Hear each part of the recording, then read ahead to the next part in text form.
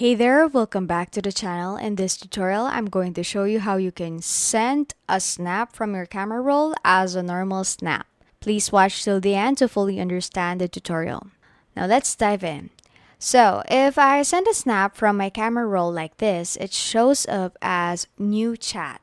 To send a photo or video from your camera roll as a normal snap, here's what you need to do. Go to your snap and then select a picture or video you want to send and tap on the down arrow. Then choose the scissors option and tap on draw.